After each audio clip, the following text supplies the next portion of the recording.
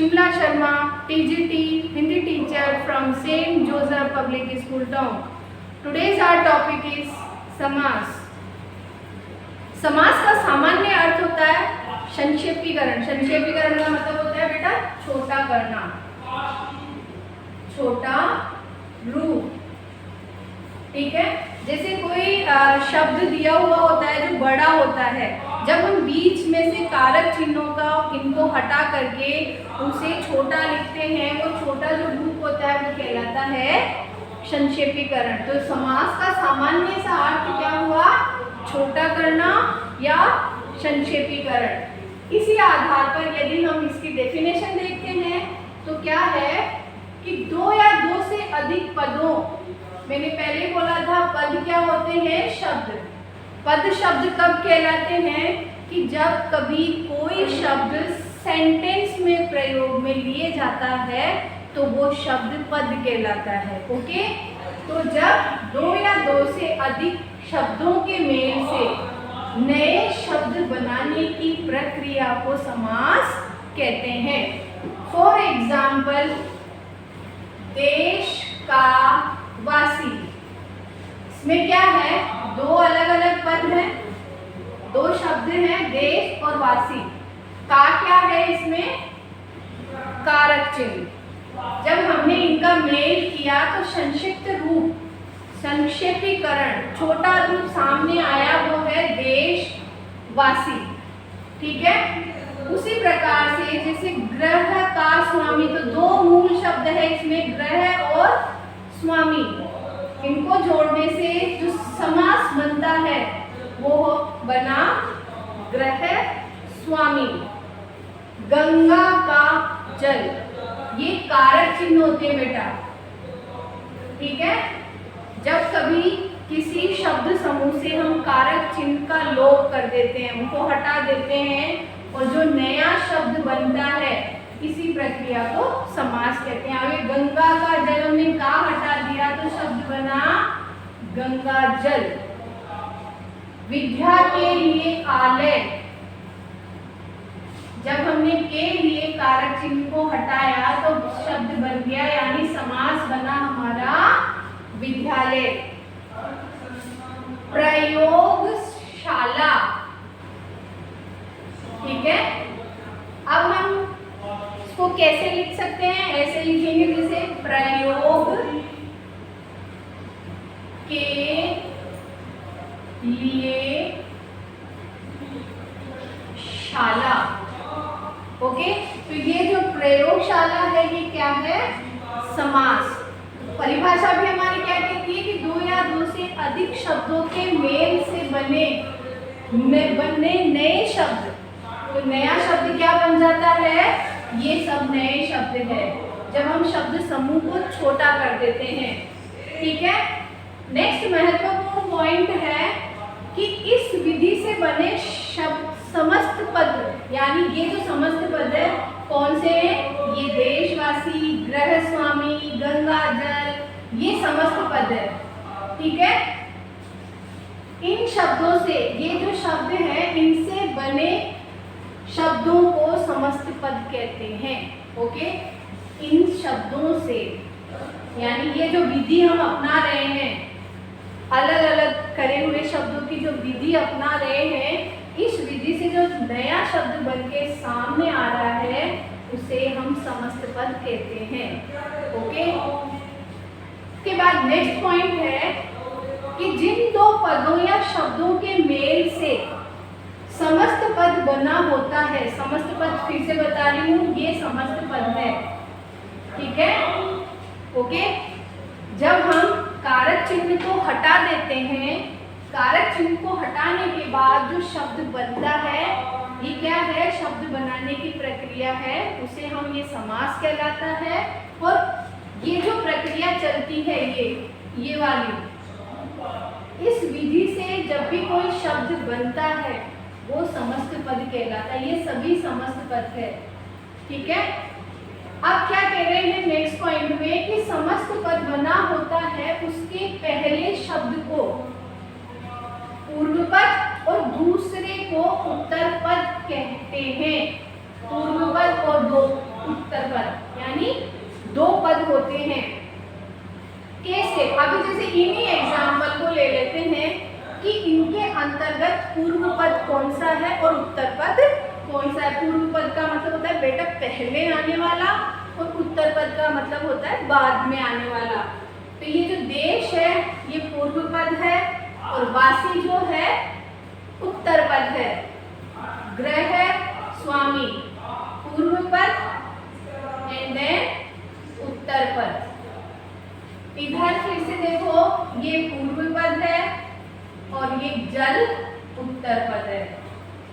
विद्या पूर्व पद और आलय उत्तर पद। तो क्या होता है कि जिन दो शब्दों के मेल से समस्त पद बनता है, उस दो पद होते हैं, तो एक पूर्व पद और दूसरा उत्तर पद। अब जैसे यहाँ पे मैंने लिखा है देश के लिए भक्ति, ठीक है, तो समस्त पद क्या बना? देशभक्ति। अब इसमें भी हम अगर पूर्व पद और उत्तर पद अलग अलग करते हैं तो देश तो हो गया पूर्व पद और भक्ति हो गया उत्तर पद, ठीक है। राजा का पुत्र यानी राजपुत्र, तो यहाँ पे आ जाएगा पूर्व पद में राज और उत्तर पद में आ जाएगा पुत्र।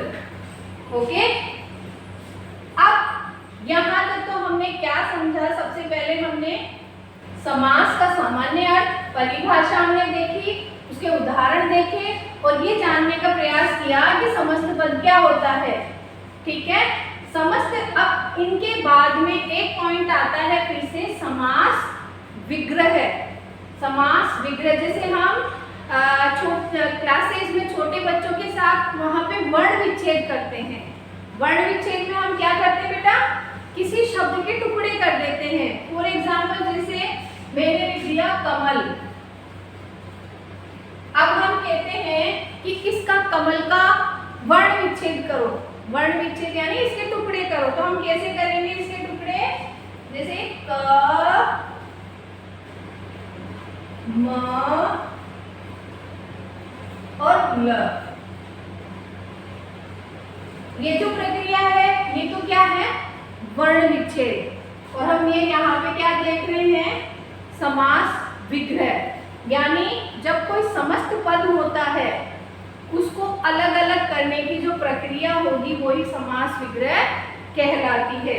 डेफिनेशन देखो कि समस्त पदों को वापस अलग अलग करने की प्रक्रिया को समास विग्रह कहते हैं, यानी इनके टुकड़े करना। तो जैसे फॉर एग्जाम्पल हम कर सकते हैं, उदाहरण के तौर पर जैसे पुस्तकालय, ये तो क्या है हमारा? समस्त पद, ठीक है, ये है समस्त पद। अब हम इनको अलग अलग करके लिखते हैं। तो हम लिखेंगे पुस्तक के लिए आलय, ठीक है। पुस्तक के लिए आलय, आलय का मतलब होता है बेटा भवन, स्थान जहां पे पुस्तकें रखी जाती है। अब ये जो विधि है, ये विधि है, ये क्या है? एक तरीका है जिससे हम निर्माण करते हैं समस्त पद का। अब इसी में हम पूर्व पद और उत्तर पद भी छांट के देख लेते हैं। तो पूर्व पद कौन सा हो गया बेटा? पुस्तक, और उत्तर पद हो गया आलय, ठीक है ना। इसी तरह से जैसे वन मोर एग्जाम्पल हम लिख सकते हैं, दीनानाथ। क्या लिखा मैंने? दीनानाथ। अब ये क्या है? समस्त पद है। अब हम इसका विग्रह करेंगे तो क्या बन जाएगा? दीनों के नाथ, दीनों के नाथ। अब ये दीन कौन होता है? ये दीन कौन होता है? गरीब, ठीक है। दीन का मतलब होता है गरीब। दिन भी 2 होते हैं। ये दिन का मतलब तो होता है बेटा दिवस, वार, ठीक है ना। और ये दिन जो होता है इसका मतलब होता है गरीब, ठीक है ना। तो यहाँ पे दिन का मतलब होता है गरीब। तो दीनों के नाथ यानी गरीबों के नाथ ईश्वर भगवान जो भी, ये समस्त पद है और ये वो विधि है जिससे हमने समस्त पद का निर्माण किया है। अब आपको समझ आ गया होगा कि इसमें पूर्व पद कौन सा है और उत्तर पद कौन सा है। तो ये जो प्रक्रिया है ये कहलाती है समास विग्रह। इसमें 2 तरह से प्रश्न पूछे जाते हैं। या तो क्या करा जाता है कि समास विग्रह वाले शब्द वो दिए जाते हैं और कहा जाता है कि इससे समस्त पद का निर्माण करो, ठीक है। या फिर इसी तरह से आपको समस्त पद दे दिया जाता है और कहा जाता है कि इसका विग्रह करो। इसी के साथ साथ इसके भेदों के बारे में भी बताया जाता है। तो आज की इस वीडियो में हमने क्या पढ़ा? सबसे पहले हमने समास का सामान्य अर्थ पढ़ा। क्या होता है? तो समास का सामान्य अर्थ होता है संक्षेपीकरण यानी छोटा रूप। उसके बाद हमने इसकी परिभाषा देखी। तो परिभाषा क्या होती है कि 2 या 2 से अधिक शब्दों के मेल से नए शब्द बनाने की प्रक्रिया को समास कहते हैं। इसी के साथ साथ हमने समस्त पद क्या होता है ये हमने जाना। और समस्त पद के 2 भेद होते हैं यानी 2 पद होते हैं समस्त पद के अंतर्गत। एक होता है पूर्व पद और दूसरा होता है उत्तर पद। इसी के साथ साथ हमने समास विग्रह के बारे में भी जाना। सो आज के वीडियो में इतना ही। धन्यवाद।